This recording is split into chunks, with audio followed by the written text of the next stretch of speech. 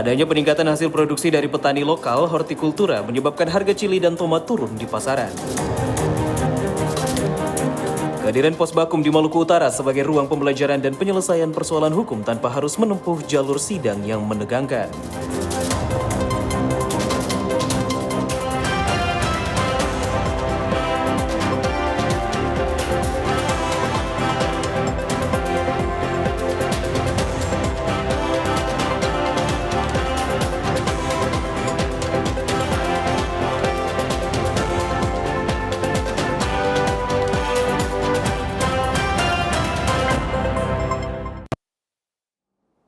Selamat malam saudara. Maluku Utara hari ini kembali hadir menjumpai Anda Jumat 24 Oktober 2025 bersama saya Faradila Sultan Batua.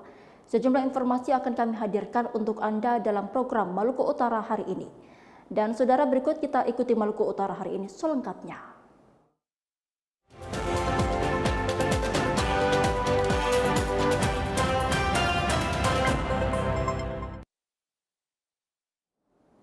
Kita awal informasi hari ini saudara, adanya peningkatan hasil produksi dari petani lokal hortikultura menyebabkan harga cili dan tomat turun di pasaran.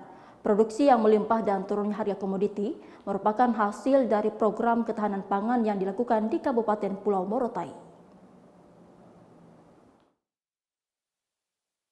Sejak program ketahanan pangan diturunkan oleh Presiden Republik Indonesia Prabowo Subianto dalam hal mengembangkan swasembada pangan di seluruh Indonesia, Kabupaten Pulau Morotai mulai menyelaraskan dengan lebih memfokuskan pada penanaman jenis hortikultura berupa cili dan tomat. Harga cili maupun tomat di pasar modern Daruba dan pasar Gota Lamo mengalami penurunan harga. Penurunan harga rica dan tomat kini kembali terjadi pada akhir Oktober dikarenakan pasokan stok dari petani maupun tengkulak semakin lancar dengan harga yang murah. Para pedagang barito menuturkan harga cili maupun tomat di pasar modern Central Business District Kota Daruba maupun beberapa tempat lainnya selalu turun. Kita di Pulau Morotai ini setiap minggu itu kita punya program yaitu gerakan menanam. Jadi tiap minggu itu kita turun sama-sama dengan petani, kita menanam. Kemudian dalam kegiatan tersebut kita sertai dengan penyerahan bibit dan juga ada paket semprotan. Di dalamnya ada insektisida dan juga fungisida dan juga kalsium yang dibutuhkan petani horti tersebut. Kemudian kita punya produksi di Pulau Morotai ini, alhamdulillah dalam 2 bulan ini mulai dari September itu meningkat sehingga bahan-bahan pokok misalnya tomat dan rica itu sudah tidak didatangkan lagi dari luar. Jadi mudah-mudahan tetapi dengan meningkatnya produksi hortikultura ini juga kami juga tetap menjaga harga di petani. Jangan sampai peningkatan produksi ini harganya turun drastis. Kadis Pertanian Pulau Morotai Tamhid Bilo mengatakan saat ini Dinas Pertanian sedang terfokus pada pengembangan program ketahanan pangan khususnya hortikultura. Pihaknya melakukan pendampingan di lapangan 2 kali dalam seminggu.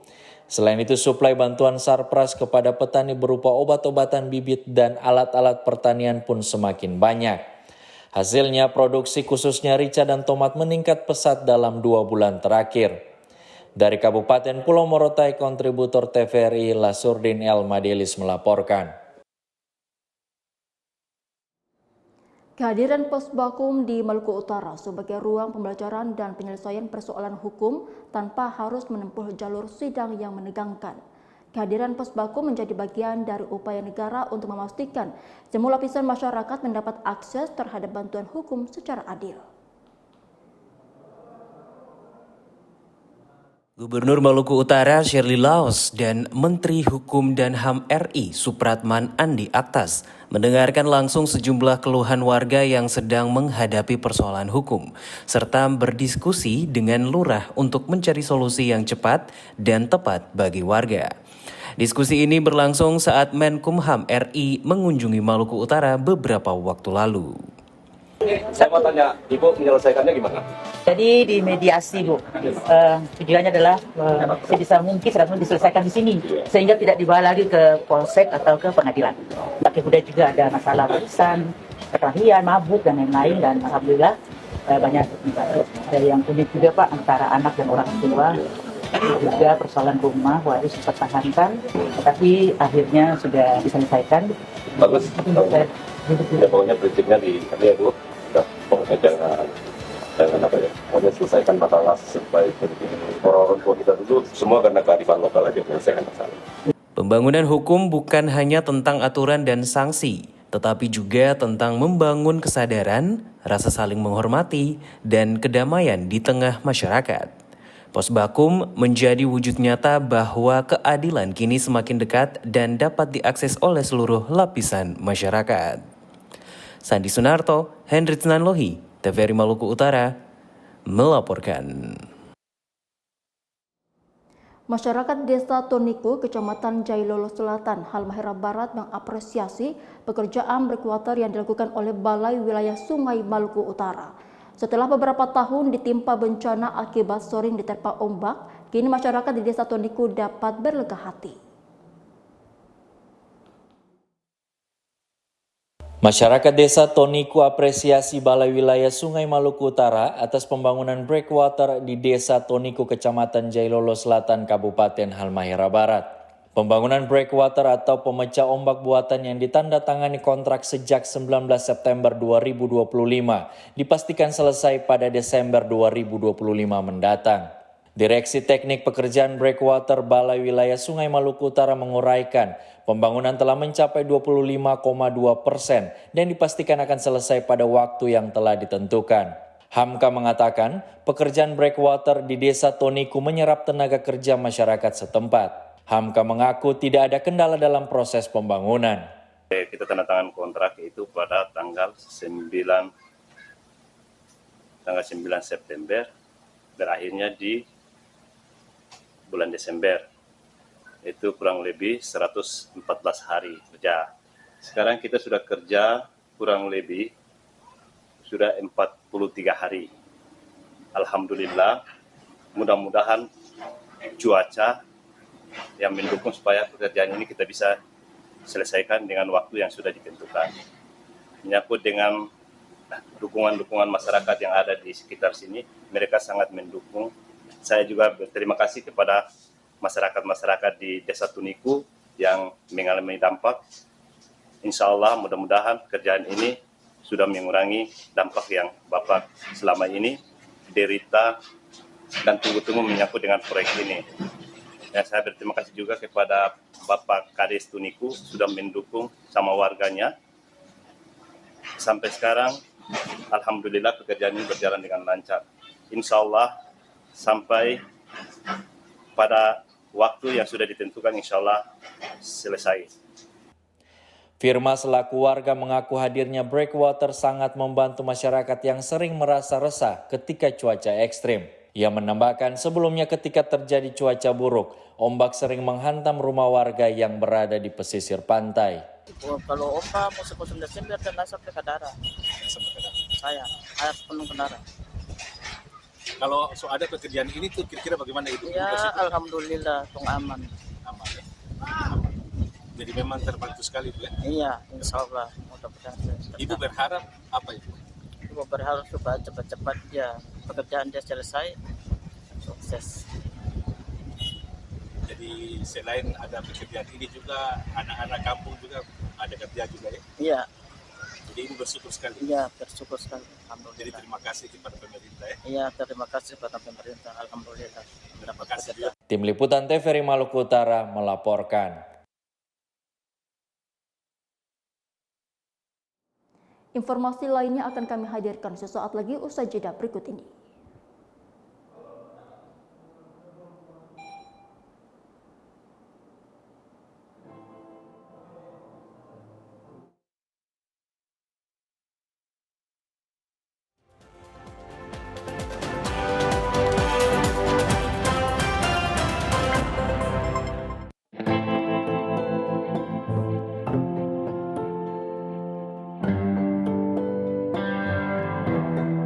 Kasus bullying semakin hari semakin meningkat.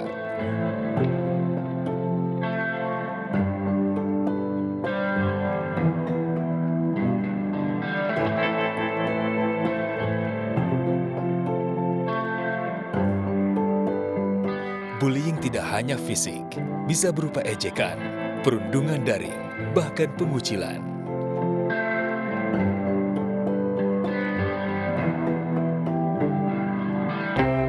Bullying merusak harga diri, kesehatan mental, dan masa depan. Sebagian korban dapat mengalami depresi dan kecemasan. Siapa saja bisa menjadi korban, tapi kita bisa menghentikannya. Saya pernah jadi korban. Saya tahu bagaimana rasanya. Kita harus berani bicara. Pelaku bullying dapat dikenakan ancaman pidana yang berat sesuai hukum di Indonesia. Bullying hanya akan berhenti jika kita berani bicara dan menolong. Jangan jadi penonton. Banyak korban sudah berjatuhan. Stop perundungan. Mulai dari kita.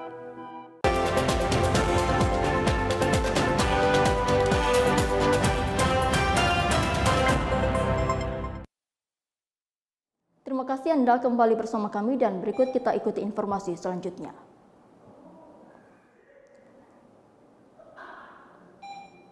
Pemirsa, Badan Geologi Kementerian ESDM RI dalam laporan evaluasi mencatat selama periode 1 hingga 15 Oktober 2025, Gunung Api Dukono terlihat jelas hingga tertutup kabut. Sementara gempa yang terekam masih didominasi oleh gempa letusan dan gempa tektonik jauh. Berdasarkan hasil analisis dan evaluasi secara menyeluruh hingga 15 Oktober 2025, tingkat aktivitas Gunung Api Dukono masih berada pada level 2 atau waspada. Badan Geologi Kementerian Energi dan Sumber Daya Mineral Republik Indonesia dalam laporan evaluasi Gunung Api Dukono menyampaikan selama periode 1 hingga 15 Oktober 2025, berdasarkan pengamatan visual gunung api terlihat jelas hingga tertutup kabut. Teramati kolom abu letusan dan asap kawah utama berwarna putih dan kelabu dengan intensitas tipis, sedang hingga tebal, tinggi sekitar 50 hingga 700 meter dari puncak. Sementara melalui pengamatan instrumental, gempa yang terekam masih didominasi oleh gempa letusan dan gempa tektonik jauh. Pada periode ini terekam 11 kali gempa letusan atau erupsi, 1 kali gempa vulkanik dalam, 38 kali gempa tektonik jauh, dan 15 kali gempa tremor menerus dengan amplitudo 1-6 mm, dominan 2 mm. Untuk evaluasi aktivitas Gunung Api Dukono masih berada pada periode erupsi dengan tinggi kolom letusan berada pada ketinggian maksimum 700 meter dari puncak. Jumlah gempa letusan pada awal Oktober cenderung berfluktuasi menurun dengan sebaran abu vulkanik sesuai arah dan kecepatan aktivitas kegempaan masih didominasi rekaman gempa letusan, gempa tektonik jauh, dan gempa tremor menerus, mengindikasikan bahwa suplai atau migrasi magma dari kawah api Gunung Dukono masih berlangsung disertai dengan pelepasan material erupsi ke permukaan. Potensi ancaman bahaya Gunung Api Dukono saat ini adalah berupa hujan abu di desa-desa yang berada di sektor tenggara, timur, selatan, barat laut, dan lainnya sesuai arah dan kecepatan angin di sekitar puncak Gunung Api Dukono. Selain itu, perlu diwaspadai bahaya sekunder berupa aliran lahar, terutama di sepanjang aliran Sungai Mamuya, Sungai Mede, dan Tauni yang berhulu di puncak Gunung Dukono. Untuk itu, masyarakat dan pengunjung atau wisatawan diimbau agar tidak beraktivitas mendaki dan mendekati kawah Malupang, Warirang di dalam radius 4 km. Selain itu, masyarakat di sekitar Gunung Api Dukono agar selalu menyediakan masker atau penutup hidung dan mulut untuk digunakan guna menghindari bahaya abu vulkanik pada sistem pernafasan. Tim Liputan TVRI Maluku Utara melaporkan. Berikut kami sampaikan informasi tentang seismisitas dan petir di Maluku Utara periode tanggal 17 sampai 23 Oktober 2025, serta informasi jadwal matahari terbit dan terbenam periode tanggal 25 sampai 31 Oktober 2025. Data ini kami peroleh dari Stasiun Geofisika Ternate.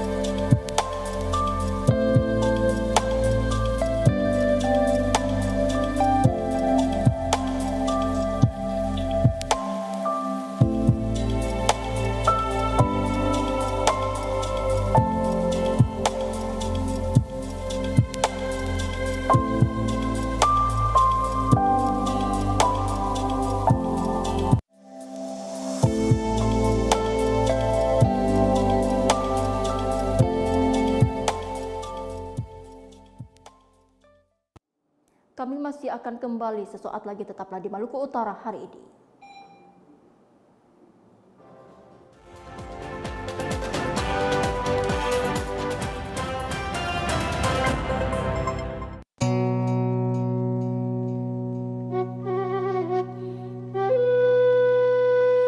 Kapan kamu masuk sekolah lagi? Saya masih harus bantu Aki. Sabar ya, Rip. Ya, Ki. Awas, hati-hati licin. Ayo. Halo. Assalamualaikum. Waalaikumsalam. Pak Kades, ada sembako buat Aki sekeluarga. Silakan. Aki, ini kenapa? Sepertinya sedang tidak sehat. Saya sama suami atas minggu ini begini keadaannya. Atas berobat. Acan, Bu Dokter. Sekarang tidak usah khawatir lagi soal biaya berobat. Semua sudah dijamin oleh pemerintah. Namanya Jamkesmas. Semua biaya gratis. Bukan hanya itu saja, Ki. Untuk kebutuhan sehari-hari, pemerintah punya program KKS atau Kartu Keluarga Sejahtera. Ibu bawakan seragam dan perlengkapan sekolah yang baru. Bantuan pendidikan dari pemerintah atau PIP. Alhamdulillah, kini Alif bisa sekolah lagi. Yeay! Sekarang giliran saya, Pak Kades. Saya dapat apa dong, Pak Kades? Dapat ini aja, Bang Aib. Iya. Ayo, dukung gerakan pengentasan kemiskinan. Tiap warga Indonesia berhak mendapatkan layanan kesehatan yang baik dan bermutu. Dengan pendidikan yang baik, Mari ciptakan generasi Indonesia emas. Satu langkah yang membawamu kehilangan segalanya. Tidak hanya menghancurkan tubuh dan pikiranmu, namun juga masa depanmu.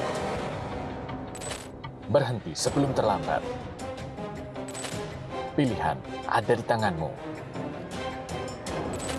Masa depan atau kehancuran. Jauhi narkoba. Selamatkan generasi Indonesia dari kehancuran.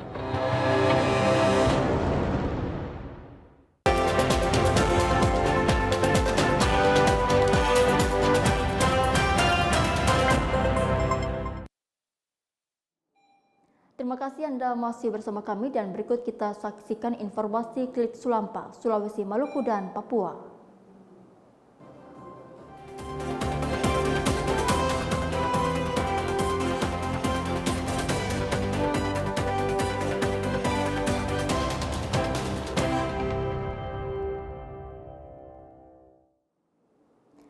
Program Gemar Makan Telur yang dicanangkan Provinsi Sulsel di Hari Jadi Sulsel yang lalu disikapi pemerintah Bone melalui edaran Dinas Pendidikan agar siswa SD dan SMP membawa bekal telur rebus setiap hari Senin.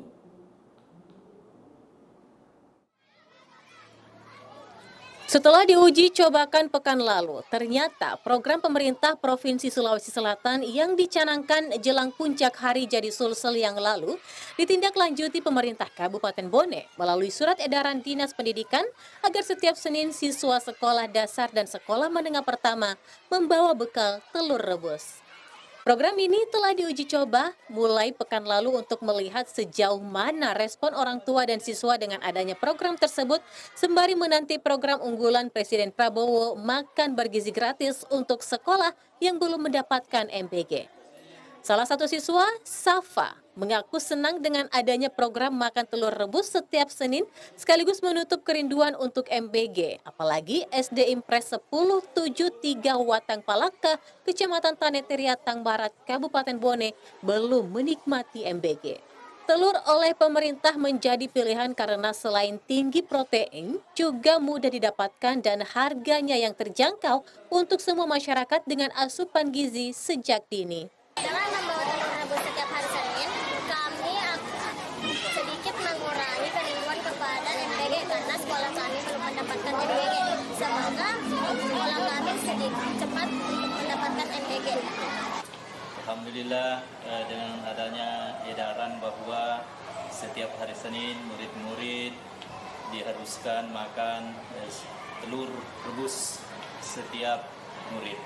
Dengan adanya edaran seperti ini, kami sangat mengapresiasi bahwa yang pertama kami lakukan adalah melaksanakan pertemuan dengan Bapak dan Ibu guru untuk menindaklanjuti edaran tersebut. Harapan pemerintah program ini dapat terus disikapi orang tua siswa dan guru karena MBG masih berlangsung bertahap agar siswa juga terbiasa untuk mendapatkan gizi seimbang menekan stunting. Dari Bone, Syafri Aziz melaporkan.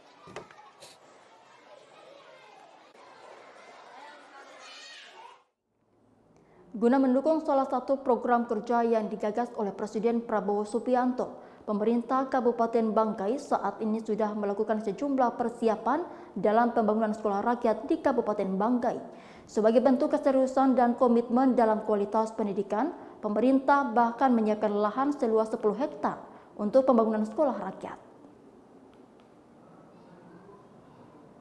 Pemerintah Kabupaten Banggai melalui Dinas Sosial siap menjalankan program pemerintah pusat yakni Sekolah Rakyat.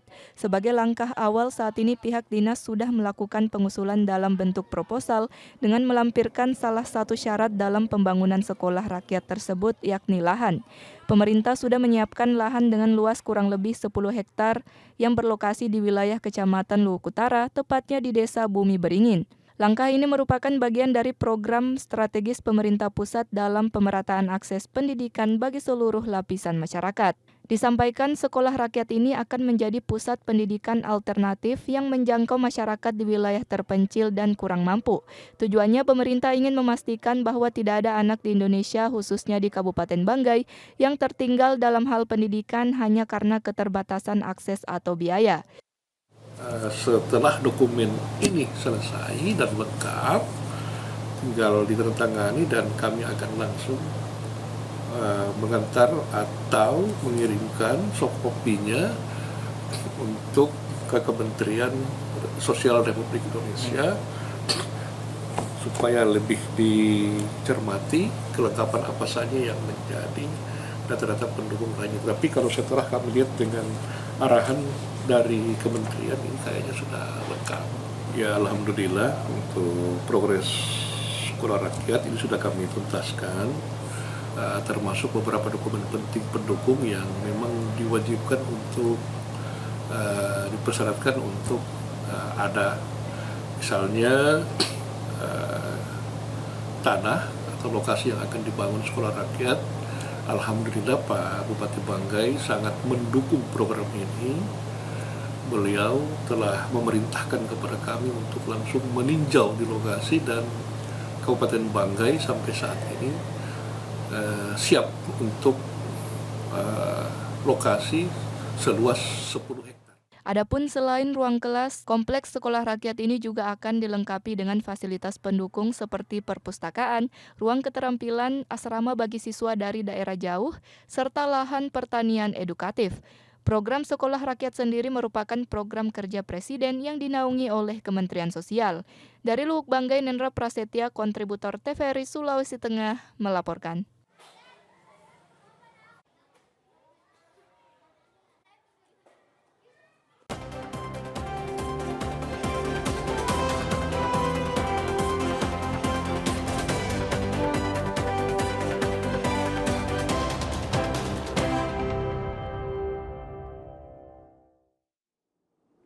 Berikut kita ikuti informasi tentang perakiraan cuaca Maluku Utara yang akan berlaku besok, Sabtu 25 Oktober 2025.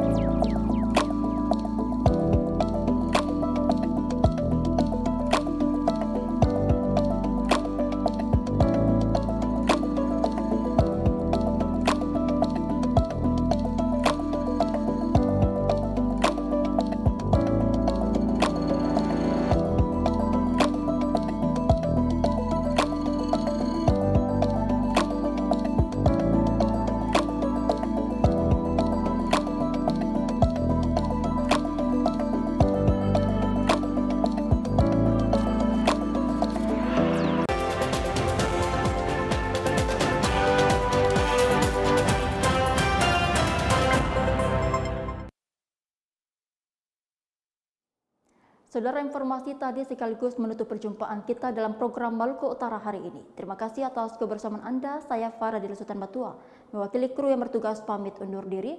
Dan berikut ini kami mengajak Anda untuk menyaksikan siaran TVRI Nasional. Selamat menyaksikan dan sampai jumpa.